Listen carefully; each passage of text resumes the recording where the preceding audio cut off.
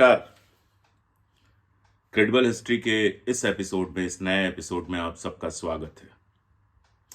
कश्मीर को लेकर जो आज मैं बात करने जा रहा हूं वो बेहद महत्वपूर्ण है। गौर से सुनिएगा, क्योंकि इसको लेकर वाकई पिछले 70 सालों से दक्षिणपंथी नहीं, बहुत सारे दूसरे लोग भी लगातार शोर मचाते रहे। मुद्दा यह है कि आप सब जानते हैं कि कश्मीर जो है, कश्मीर के जो महाराजा हरि सिंह थे, पहले भारत के साथ मिलने को तैयार नहीं थे। जब पाकिस्तान ने वहां अपनी कबीलाई सेना भेजी, कबीलाइयों को भेजा, ये दुनिया को दिखाया कि कबीलों का आक्रमण है ये। लेकिन असल में मैंने अपनी किताब कश्मीरनामा में बहुत विस्तार से दिया है कि असल में वो पाकिस्तान की सेना का आक्रमण था। और जब वो आक्रमण हुआ और राजा को ये लगा कि अब वो संभाल नहीं पाएंगे कश्मीर को, तब उन्होंने भारत से रिक्वेस्ट की कि हमारी मदद की जाए। भारत ने यह शर्त रखी, नेहरू और उनके मंत्रिमंडल ने यह शर्त रखी कि जब तक आप भारत के साथ विलय नहीं करते हैं, हम आपको मदद नहीं कर पाएंगे। उसके बाद राजा ने विलय का प्रपोजल माना। मेनन साहब आप जानते हैं, उड़ के गए 26 तारीख को कश्मीर, वहां से राजा से साइन करा के लेके आए। फिर अगले दिन उस पर साइन हुए, माउंटबेटन थे उस समय, उनके साइन हुए और कश्मीर का भारत से विलय हुआ। और यह युद्ध में पूरी तरह से भारतीय सेना शामिल हुई, भारत की सेना को वहां भेजा गया। अब वो युद्ध जो है दिसंबर में रोक दिया गया और रोकने के बाद लाइन ऑफ कंट्रोल, जिसको आजकल हम लोग कहते हैं, वो लाइन ऑफ सीज फायर उस समय बनी थी। बाद में उसको लाइन ऑफ कंट्रोल मान लिया गया, जिसके उस तरफ का थोड़ा सा हिस्सा जो है उस पर भारत हमेशा दावा जताता रहा है। इसको पीओके हम कहते हैं, पाकिस्तान ऑक्युपाइड कश्मीर कहते हैं। अब इस युद्ध को लेकर लगातार कहा यह जाता है कि सेना तो हमारी लड़ने को तैयार थी, लेकिन जवाहरलाल नेहरू ने जानबूझकर यह युद्ध रुकवा दिया। हाल में गार्जियन, जो लंदन का अखबार है, ब्रिटेन का अखबार है, आप जानते हैं, वहां एक रिपोर्ट आई। यह रिपोर्ट मैंने अपने सामने खोली हुई है। यह रिपोर्ट है अनीशा दत्ता की, जो 8 मार्च 2023 को प्रकाशित हुई है और इसका शीर्षक है Kashmir letters cast doubt on claims Nehru blundered by agreeing ceasefire. यानी कश्मीर के मामलात में जो नए खत मिले हैं वो इस बात पर सवालिया निशान लगाते हैं कि नेहरू ने सीज फायर का जो एग्रीमेंट साइन किया था कश्मीर के साथ, वो गलत था, या वो नेहरू की गलती थी। इस देश में वैसे भी नेहरू की गलतियां बताने का कंपटीशन चलता है और वर्तमान सत्ता में जो पार्टी है, उसके प्रवक्ता और बाकी सारे लोग तो लगातार हर चीज के लिए नेहरू को जिम्मेदार ठहराते हैं। तो ये बताता है कि उस समय जो भारत के गवर्नर जनरल थे, और उस समय भारत के और पाकिस्तान के दोनों गवर्नर जनरल जो थे वो अंग्रेज ही थे, क्योंकि सेना जो थी अभी ब्रिटिश शासन से ही हमें सेना मिली थी, अभी नई सेना का पूरी तरह से गठन नहीं हो पाया था। तो हमारे जो उस समय सेनाध्यक्ष थे वो थे जनरल सर राय बूचर के जवाहरलाल नेहरू को लिखे हुए कुछ खत मिले हैं। उन खतों का जिक्र इसमें है और एक खत के बारे में बताते हैं ये कि 28 नवंबर 1948 को बूचर जो हैं वो लिखते हैं कि भारतीय सैनिक पूरी तरह से थक चुके हैं और overall military decision was no longer possible, यानी युद्ध को लगातार जारी रख पाना संभव नहीं। लिखते हैं, army personnel evince 2 weaknesses, lack of training in the junior leaders, tiredness and ennui in the other ranks. In brief, the army needs respite for leave, training and vitalizing. यानी हमारी जो भारतीय सेना थी, जिसको बर्फ में, पहाड़ों में लड़ने का अभ्यास वैसे भी नहीं था, और जो अभी रिवैम्प नहीं हुई थी, ब्रिटिश सेना के बहुत सारे ऑफिसर लौट गए थे, भारतीय सेना की अभी नई भर्तियां हो नहीं सकती थी, हुई नहीं थी, ट्रेनिंग नहीं हुई थी। ऐसे में हमारे सैनिक थक गए थे और जनरल साहब कह रहे थे कि उनको छुट्टी की जरूरत है, आराम की जरूरत है, रीवाइटलाइज, फिर से तैयार होने की जरूरत है और ट्रेनिंग की जरूरत है। इसके बाद बताते हैं कि नेहरू ने जो पत्र जवाब में लिखा उसमें उन्होंने कहा कि भाई पाकिस्तान जो है, ये लिखते हैं कि Nehru in response raised concern over reports that Pakistan intended within weeks to bomb Indian positions from the sky. कि पाकिस्तान तो ऐसी रिपोर्ट मिली है कि योजना बना रहा है कि जो भारतीय पोजीशंस हैं, जहां भारतीय सेना है, वहां पर हवाई जहाज से बॉम्बिंग करेगा और पाकिस्तान नई रोड भी बना रहा है, बाकी सब कर रहा है, तो ऐसे में अपनी सेना को हम कैसे वापस बुला सकते हैं, रोक कैसे सकते हैं? तो 23 दिसंबर 1948 को नेहरू दोबारा लिखते हैं कि it is clear to me that we can not rely on Pakistan remaining on the defensive.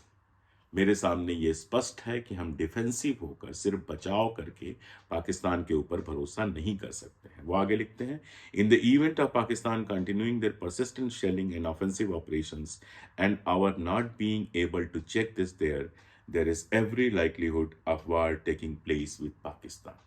अभी जो हालात हैं, अगर पाकिस्तान अपनी शेलिंग नहीं रोकता है, हमारे पोजीशंस पे लगातार शेलिंग करता रहता है और अपने ऑफेंसिव आक्रमण वाले जो कार्यक्रम है उनको रोकता नहीं है, तो इस बात की संभावना है कि यह युद्ध पाकिस्तान की धरती पर जाकर लड़ा जाएगा। 28 दिसंबर को बूचर जो है वो एक और लेटर लिखते हैं। उसमें लिखते हैं, I am afraid we can not take military action to stop every road building operations by Pakistan. मुझे ये डर है कि सड़कें बनाने का जो काम पाकिस्तान कर रहा है उसको हम आर्मी द्वारा नहीं रोक सकते हैं। May I suggest a political approach to this problem. क्या मैं आपको ये सलाह दे सकता हूं कि इस मामले को राजनीतिक तौर पर सुलझाया जाए? 28 दिसंबर को वो लिखते हैं, और जब आपका सेनापति कह रहा है कि हम सैनिकों को रोकने में सक्षम नहीं है, राजनीतिक अप्रोच अपनाइए, तो प्रधानमंत्री के पास कोई और चारा नहीं रह जाता है। उन्हें फाइनली राजनीतिक रास्ता अपनाना पड़ा और जो संधि हुई कश्मीर के साथ, जो पीस ट्रीटी हुई, शांति संधि हुई, उसमें वो लाइन ऑफ कंट्रोल बनी। असल में जब कश्मीर पर मैं काम कर रहा था तो मुझे एक और खत मिला था, और वो खत पूरी तरह से वेरीफाइड खत था। सरदार पटेल के जो संपूर्ण पत्र छपे हैं, कई खंडों में, 6 खंडों में छपे हैं, उनमें से एक खंड में एक पत्र मिला मुझे जो गोपाल स्वामी अयंगर को सरदार पटेल ने लिखा है। इस पत्र में जो वो लिखते हैं, आप स्क्रीन पे देख पा रहे होंगे, मैं शब्दशः भी पढ़ने की कोशिश करता हूं। वो लिखते हैं, I have followed the Kashmir proceedings on the UNO with considerable surprise and pain. I thought things were straightened before you left, but it seems we are almost where we are before you left. It is difficult to follow British diplomacy in this affair. However, for good or evil, we are in it and we must do our best. पहली बात तो वो UN में जो कुछ चल रहा था उसके बारे में बात करते हैं। उसके बाद जो पॉइंट 3 जो है वो बेहद इंपॉर्टेंट है। उसमें वो कहते हैं, the military position is none too good. जो हमारी सेना की स्थिति है वो भी बहुत अच्छी नहीं है। And I am afraid our military resources are strain to the utter most. और मुझे ये डर है कि हमारे सेना के जो संसाधन हैं वो पूरी तरह से निचोड़े जा चुके हैं। How long we are to carry on this unfortunate affair, it is difficult to foresee. यह भविष्यवाणी कर पाना बहुत मुश्किल है कि हम कितने और दिनों तक युद्ध को चला सकते हैं। इस लेटर पर जो डेट है वो है 4 जून 1948। इसके पहले सेनानायक और नेहरू के बारे में जो पत्र व्यवहार के बारे में मैंने बताया वो दिसंबर नवंबर का है। ये उससे काफी पहले जून का पत्र है जिसमें हमारे गृह मंत्री आदरणीय वल्लभ भाई पटेल ये लिख रहे हैं कि हमारे संसाधन लगातार कम होते जा रहे हैं। यानी फरवरी मार्च में ये युद्ध शुरू होता है, फरवरी में शुरू होता है, मार्च अप्रैल मई जून जाते जाते सरदार पटेल बताते हैं कि युद्ध को जारी रख पाना बहुत मुश्किल है, हमारे संसाधन निचुड़ गए हैं। और नवंबर में सेना नायक कहते हैं, जो हमारे जनरल हैं, वो कहते हैं कि हमारे सैनिक थक चुके हैं, इस लड़ाई को लंबा लड़ा जाना संभव नहीं है। नेहरू कहते हैं कि पाकिस्तान जो रोड बना रहा है, जो शेलिंग कर रहा है, उसको रोकना होगा। अगर वो नहीं रुकता है तो हम पाकिस्तान में जाके युद्ध करेंगे, पाकिस्तान की सीमा के अंदर घुस जाएंगे। इस पर सेना नायक कहते हैं कि हमारी सेना इसके लिए तैयार नहीं है, बेहतर ये है कि आप समझौता कर लें। बहुत सीधी सी बात है, कोई भी प्रधानमंत्री खुद तो तलवार या बंदूक लेकर लड़ने नहीं चाहता। अगस्त 47 में आजादी मिली थी, अभी संविधान बन रहा था, अभी बंटवारा हुआ था जो लोग आए थे उधर से उनको बसाने का काम चल रहा था। आर्थिक हालात खराब थे। सेना को 6 महीने में तैयार कर पाना नेहरू के या किसी के भी बस की बात नहीं थी। दूसरा, लड़ाई ऊंचाई पे चल रही थी। पाकिस्तान के पास जो सेना थी, जो सैनिक थे, वो उसी इलाके के थे, बर्फ के इलाके के थे। उनके लिए वहां लड़ना आसान था। भारतीय सैनिक सारे के सारे इधर से भेजे गए थे। वो वहां पर युद्ध करने की स्थिति में नहीं थे। कोई भी प्रधानमंत्री उतना ही मजबूत हो सकता है जितनी उसकी सेना। और अगर सेना नायक मना कर रहा है, और उस समय स्थिति ये थी कि आपके पास भी ब्रिटिश सेना नायक था, उनके पास भी ब्रिटिश सेना नायक था। सेना की कोई ट्रेनिंग नहीं हुई थी, नई भर्तियां नहीं हुई थी। ब्रिटिश के जमाने से जो सेना चली आ रही थी वही सेना हमारे पास थी। और उस सेना का सेना नायक कह रहा था कि हम युद्ध लड़ने की स्थिति में नहीं हैं, आप प्लीज पॉलिटिकल समझौता कर लीजिए। तो ये दोनों खतों को अगर जोड़ दे, सरदार पटेल के खत को और जो खत गार्जियन दिखा रहा है, उन दोनों को जोड़ दें, तो इस बात में कोई दो राय रही नहीं जाती है कि यह युद्ध इसलिए रोका गया क्योंकि हमारी सेना उसके लिए तैयार नहीं थी।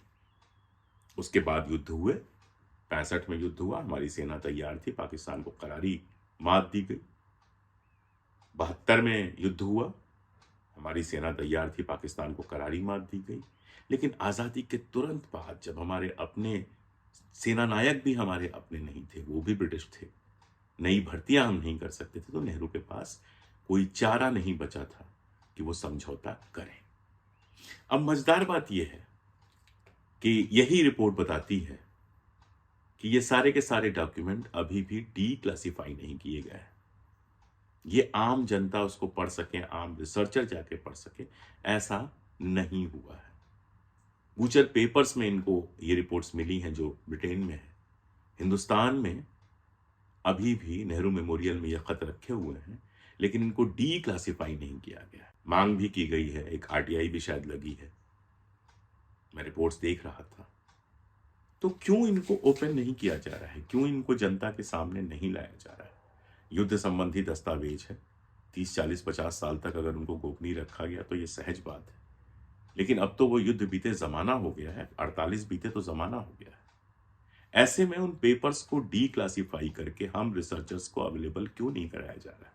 क्या इस डर से कि इसके बाद लोग सच्चाई जान जाएंगे कि नेहरू युद्ध करना चाहते थे लेकिन सेना तैयार नहीं थी? ये सच्चाई तो लोग जान ही चुके हैं, चूंकि सरदार पटेल का पत्र है तो लोग जान ही चुके हैं कि सरदार पटेल देख पा रहे थे कि हमारी सेना उस चीज के लिए तैयार नहीं है।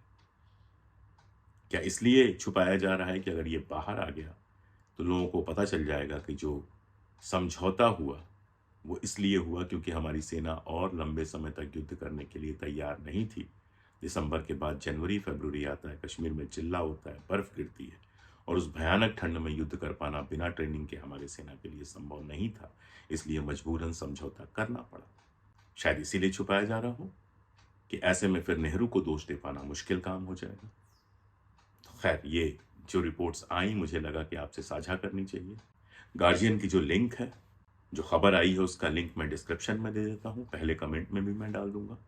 उस लिंक को खुद पढ़िए, खुद सोचिए, सर्च कीजिए बूचर पेपर्स, आपको गूगल पे बहुत कुछ मिलेगा और ये बात समझ में आएगी कि पहला युद्ध इसलिए रोकना पड़ा दिसंबर आते आते क्योंकि हमारी सेना नहीं तैयार थी। नेहरू की उसके पीछे ना कोई साजिश थी, ना कोई डर था। नेहरू तो चाहते थे, आपको मैंने पत्र पढ़ के बताया कि नेहरू तो चाहते थे कि अगर पाकिस्तान नहीं मानता है तो पाकिस्तान के भीतर जाके लड़ाई लड़ी जाए, लेकिन हमारी सेना इसके लिए तैयार नहीं थी।